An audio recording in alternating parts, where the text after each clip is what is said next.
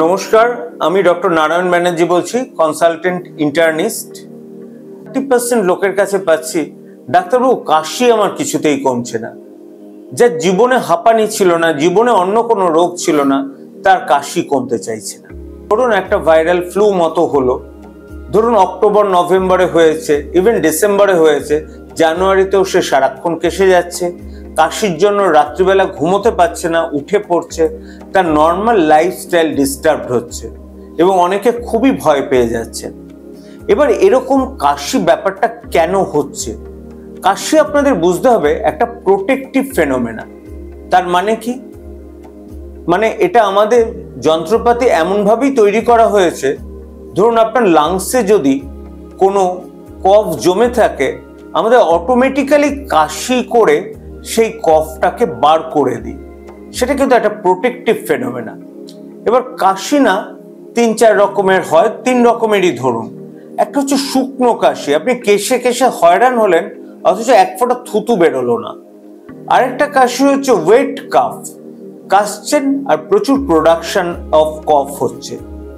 এই দুটো কাশির মধ্যে ডিফারেন্সিয়েশন আপনাকে করতে হবে। এবং এখন আমরা যে কাশিটা পাচ্ছি না ভাইরাল ফিভারের পর, এটা ড্রাই কাফ, পেশেন্ট কাশছে শুধু। এবার আমরা যদি ভালো করে স্টেথো দিয়ে এক্সামিন করি, তাহলে আমরা কিন্তু তাদের মধ্যে একটা ব্রঙ্কোস্প্যাজম পাই, অর্থাৎ সাঁই সাঁই আওয়াজটা পাই। এবং তারা যদি একটু গরম জল খান, অনেকটা উপকার পাবেন। বেশিরভাগ ক্ষেত্রে অ্যান্টিবায়োটিক্সের রোল কিন্তু খুব মিনিমাম। এই ধরনের ক্রনিক ড্রাই কাফ একটু ইনহেল স্টেরয়েড, একটু নেজাল স্টেরয়েড আর একটু বেশি করে গরম জল, ঈষদুষ্ণ গরম জল খেলে 95% ক্ষেত্রে কমে যায়। যাদের কমে না, ডেফিনেটলি আমাদের তাদের আরো বেশি ইনভেস্টিগেশন করতে হয়, ধরুন সিটি চেস্ট করে দেখতে হয়, সেগুলো পরের ব্যাপার। কিন্তু আরেকটা অন দ্য সেম টাইম, ধরুন ভাইরাল ইনফেকশন হয়েছে, কাশি হচ্ছে, কফটা অনেকটা করে মিউকাস বেরোচ্ছে, মিউকাসটা আপনি ডেফিনেটলি কালচারে পাঠাবেন।